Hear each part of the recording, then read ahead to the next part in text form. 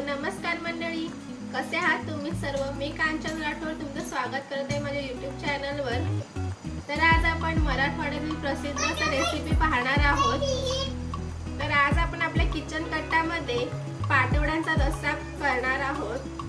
हा पाटवड्याचा रस्सा अतिशय चविष्ट आणि अतिशय चमचमीत असा होतो। हा पदार्थ बनवण्यासाठी आपल्याला कोणकोणत्या साहित्याची गरज आहे ते आता आपण पाहूया।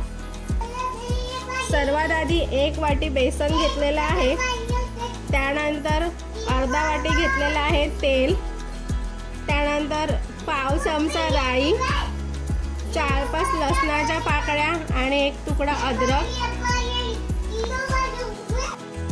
त्यानंतर 2-3 हिरव्या मिरच्या घेतलेल्या आहेत, कोथिंबीर कापून घेतलेली आहे, 2 चमचे घेतलेला आहे लाल तिखट, 5-6 कढीपत्त्याची पानं, अर्धा वाटी घेतलेला आहे ओलं खोबरं, त्यानंतर 2 कांदे, पाव चमचा हळद, चवीपुरतं मीठ। आता आपण साहित्य पाहिलेलं आहे, या पदार्थाची कृती आपण पाहूया।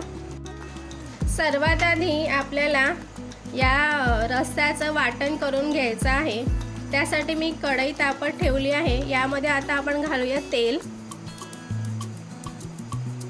2-3 चमचे आपल्याला तेल घालून घ्यायचं आहे यामध्ये। त्यानंतर यामध्ये आपण घालूया आता कांदा,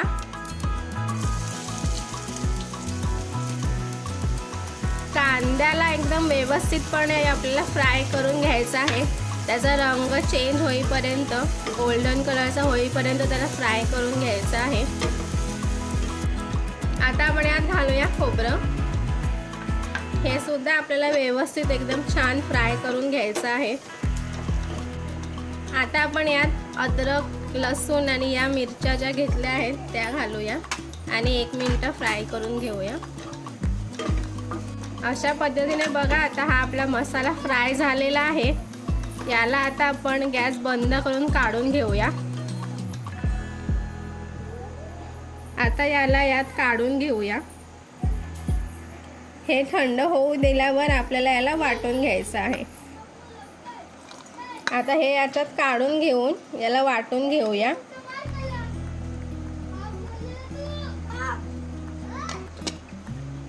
अशा पद्धतीने आपण हे वाटून घेतलेलं आहे।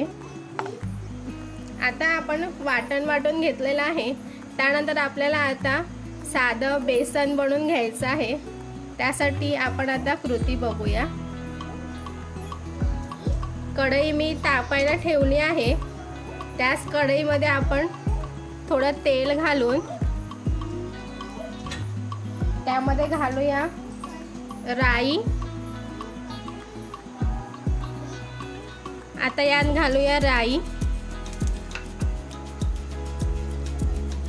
तडतडल्यावर यात आपण घालूया आता कढीपत्ता। आता यात घालूया कढीपत्ता,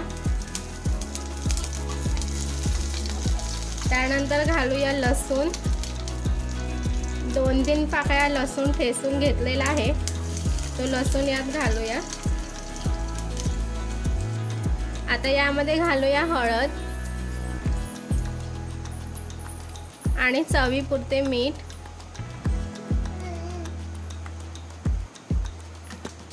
यानंतर आपल्याला यात घालायचं आहे 1 ग्लासभर पाणी। आता पाणी टाकल्यावरती आपल्याला हे उकळू द्यायचं आहे। उकळी आली की यामध्ये आपल्याला घालायचं आहे बेसन। आता बघा, पाण्याला व्यवस्थित उकळी फुटली आहे। त्यामध्ये आता आपण हे बेसन घालून घेऊया। हे व्यवस्थित हलवून घ्यायचं आहे। आता हे मिक्स करून घेतलेलं आहे बेसन व्यवस्थित। यावरती झाकण ठेवून 2-3 मिनिटं वाफ काढून घेऊया। आता 2-3 मिनिटं झाली आहेत आणि हे बेसन पण आपलं छान वाफ आली आहे त्याला। आता हे आपण काढून घेऊया एका प्लेटमध्ये। आता ही प्लेट आपण घेतलेली आहे, यामध्ये 2-3 थेंब तेल टाकून आपण याला पूर्ण प्लेटला तेल लावून घ्यायचं आहे आणि हे बेसन यामध्ये काढून घ्यायचं आहे। अशा पद्धतीने ताटामध्ये हे पसरवून घेतलं आहे। हे थंड झाल्यावरती आपल्याला याच्या वड्या करून घ्यायच्या आहेत। आता आपण पाटवड्याचा रस्सा करण्याची कृती बघूया। कढई तापत ठेवली आहे मी, त्यामध्ये टाकूया तेल। तेल तापल्यावर आपण जो मसाला वाटून घेतला आहे तो यात घालूया।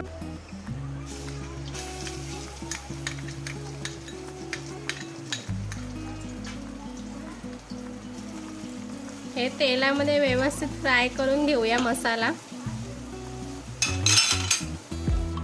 आता यामध्ये आपण हे लाल तिखट घेतलं आहे ते घालूया।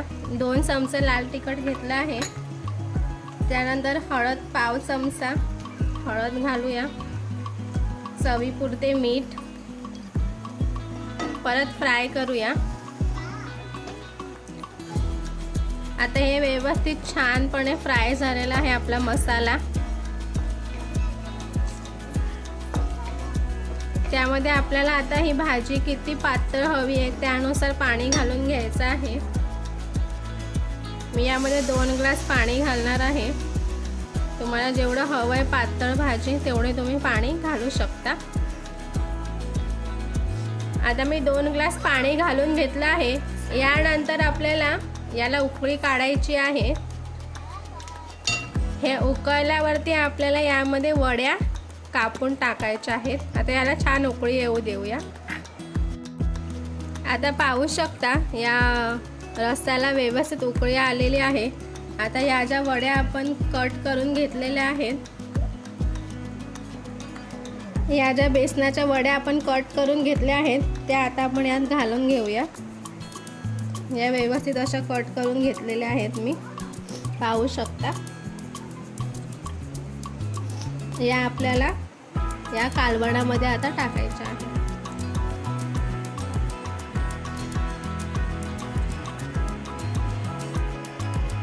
आता या सर्व वड्या आपण यात घालून घेतल्या आहेत। वरनं कोथिंबीर घालूया आणि 2-3 मिनिटं हे चांगलं उकळू देऊया।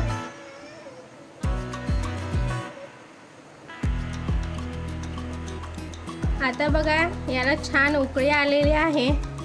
तर अशा प्रकारे खाण्यासाठी तयार झालेला आहे आपला पाटवड्यांचा रस्सा। आता गॅस बंद करून आपण हे काढून घेऊया।